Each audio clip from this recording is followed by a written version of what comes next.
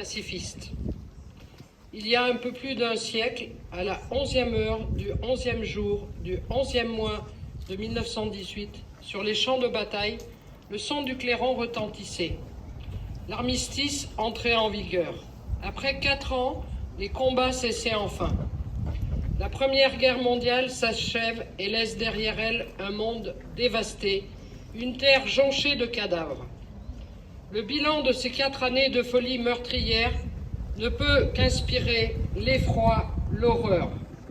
10 millions de combattants sont morts dans le monde, 1 400 000 Français. Pour ceux qui ont survécu et reviennent, la victoire est sans éclat.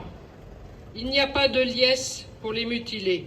1 300 000 invalides et gueules cassées, marqués à vie par le deuil de leurs camarades disparus. Aux souffrances des soldats sont venues s'ajouter celles des civils. Ces hommes, et surtout ces femmes, qui ont connu l'angoisse, et souvent, de perdre un mari, un père, un fils, partis au front. Qui ont subi la dureté d'un quotidien marqué par le rationnement et les pénuries. Ces hommes et ces femmes qui ont travaillé à l'effort de guerre, plus d'1 600 000 ouvriers et ouvrières, paysans et paysannes, mobilisés dans les usines d'armement et les fermes. Soldats, civils, hommes, femmes, enfants, c'est la patrie et le peuple tout entier qui ont payé l'impôt du sang à cette guerre totale. La France a une dette éternelle envers ces hommes et femmes qui ont donné leur vie. Comme tous les territoires, la Creuse et toutes les communes de France, Jean Sioux n'a pas échappé à l'orage dont Jean Jaurès évoque à Lyon le 25 juillet 1914, où il prononça un discours resté célèbre. Le capitalisme porte en lui la guerre comme la nuée porte l'orage. Face à l'incurie du haut commandement, les troupes supporteront de plus en plus mal les hordes absurdes qui les mènent à la mort, comme le rappelle la chanson de Craon. Adieu la vie, adieu l'amour, adieu toutes les femmes, c'est nous les sacrifiés. Elle révèle la lutte des classes souterraines. Ceux qui ont le pognon, ceux-là reviendront, car c'est pour eux qu'on crève. 63 noms sont gravés sur le monument de Jean Sioux. Ce monument pacifiste, construit il y a 100 ans, à l'initiative du maire du village, Jules Couteau, maréchal Ferrand, ancien combattant, retient avec son conseil municipal l'un des 3 projets présentés, celui de M. Duburc, qui explique ainsi son choix. Plutôt qu'un poilu, j'ai voulu traduire un cri du cœur. J'ai donc dessiné un orphelin en tenue d'écolier montrant du doigt cette inscription gravée dans la pierre et qui était alors sur toutes les lèvres « Maudite soit la guerre ». Ce choix est lourd de sens, car cette guerre, la grande masse des peuples mobilisés ne l'ont pas voulu en 1914. Le grand historien Marc Bloch a bien décrit l'esprit qui règne alors, loin de toute liesse guerrière. La tristesse qui était au fond de tous les cœurs ne s'étalait point, seulement les femmes avaient les yeux gonflés et rouges. Les hommes, pour la plupart, n'étaient pas gais, ils étaient résolus. Ils se sont battus avec héroïsme pour défendre la République et l'idéal démocratique, menacés par les ambitions conquérantes des empires centraux, mais ils n'ont jamais cessé d'aspirer à la paix.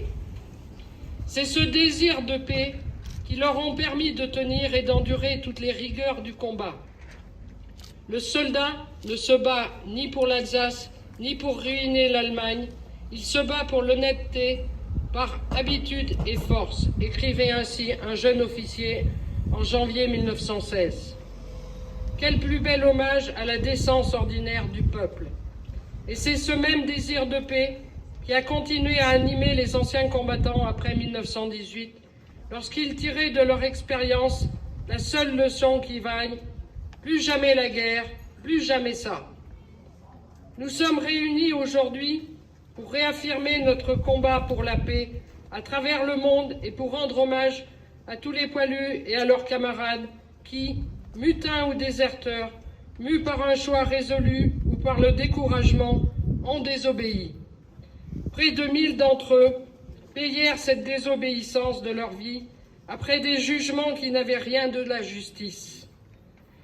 S'il faut aujourd'hui réhabiliter une mémoire, c'est bien celle de ces fusillés pour l'exemple, qui n'ont pas voulu ou n'ont pas pu supporter l'épreuve du carnage, et non celle de quel maréchal que ces actions traîtresses et criminelles ne peuvent que vouer à tout jamais à l'indignation nationale.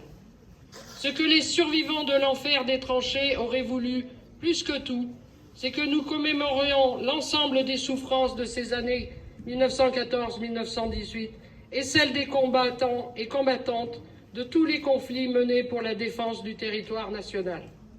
Je veux là saluer vos engagements, vos actions sur cette question de la réhabilitation des fusillés pour l'exemple. 20 ans d'action qui auront permis à mon collègue Bastien Lachaud, le 13 janvier 2022, de voir sa proposition de loi aboutir à l'Assemblée nationale en première lecture. Reste maintenant au Sénat d'en confirmer son contenu pour permettre son application. Il y a un an, nous espérions, pour les 100 ans de ce monument, pouvoir crier victoire et rétablir cette injustice. Il nous faudra donc attendre. Tous ces sacrifices nous obligent, pour qu'il n'ait pas été vain, à veiller sans relâche, à préserver ce bien le plus précieux, aussi inestimable que fragile, la paix. Veiller à préserver la paix suppose de comprendre comment le monde a pu s'embraser et sombrer dans l'horreur en 1914. On a coutume d'imputer la guerre à l'effroyable frénésie nationaliste qui s'était emparée de tous les États européens. Et nous avons raison. Mais il faut se souvenir que cette frénésie était avant tout celle de dirigeants irresponsables, de certaines forces politiques, l'éternel camp de la haine. Jusqu'au dernier jour de juillet 1914, la masse laborieuse du peuple, dont le mouvement ouvrier portait alors la parole, espéra, elle, que la catastrophe puisse être évitée. Quelle meilleure incarnation de cette noble espérance que la figure de Jaurès. Jaurès, convaincu jusqu'au bout, avant de tomber le 31 juillet 1914 sous les balles d'un fanatique d'extrême droite, que la fraternité internationale des humbles pourrait empêcher les puissants de jeter les peuples les uns contre les autres et le monde dans l'abîme. Ce que Jaurès nous rappelle encore, c'est qu'incriminer le nationalisme ne suffit pas. Encore faut-il comprendre le terreau dont se nourrit le ressentiment, ce capitalisme qui, disait-il, porte en lui la guerre comme la nuée porte l'orage. Les 50 années qui précèdent 1914 sont marquées par une première mondialisation. La circulation des capitaux et des marchandises atteint des niveaux sans précédent. Autour de 1900 déjà, les apôtres du capitalisme débridé expliquent que le libre jeu des forces économiques produira comme par magie le bien-être de tous et la paix perpétuelle. Quelle erreur! C'est tout le contraire qui se produit. Libérer les énergies des forces économiques engendre la guerre de tous contre tous. L'accumulation sans borne des profits entre quelques mains se fait au prix de crises toujours plus intenses et de l'exploitation de cohortes de miséreux. Pour les détourner de la lutte sociale, les puissants sèment le poison du nationalisme. Les nations se livrent une concurrence toujours plus féroce pour l'accès au marché et aux matières premières. C'est cette guerre économique sans pitié qui donne naissance au choc des impérialismes et au cauchemar de 1914-1918. Il a fallu cette première grande guerre et sa répétition plus meurtrière encore en 1939-1945 pour que la leçon soit retenue pendant quelques décennies. Les forces du nationalisme et de sa matrice, le capitalisme sauvage, ont été partiellement jugulées. En France, le programme du Conseil national de la résistance rendit possible le progrès social. Dans le monde, l'Organisation des Nations Unies permit d'éviter un nouveau conflit généralisé malgré les tensions de la guerre froide. Mais cet équilibre ne fut que temporaire. Aujourd'hui, Les nuages s'amoncellent à nouveau. La guerre en Ukraine, la montée du fascisme, jusqu'à obtenir le pouvoir en Italie, doivent nous réveiller. Car les dominants, avides de profit, œuvrent une nouvelle fois à déréguler l'économie. La compétition, sans merci, est à nouveau à l'ordre du jour. Les nations rivalisent impitoyablement pour attirer les investissements et s'arroger l'accès au marché. La construction européenne elle-même, née d'un noble élan pacifiste, a été détournée de son but. Elle s'est transformée en une machine à produire la concurrence généralisée pour le grand profit de la caste et le plus grand malheur des peuples. La masse de celles et ceux qui se trouvent ainsi jetés dans la précarité pourrait à nouveau succomber à la tentation nationaliste.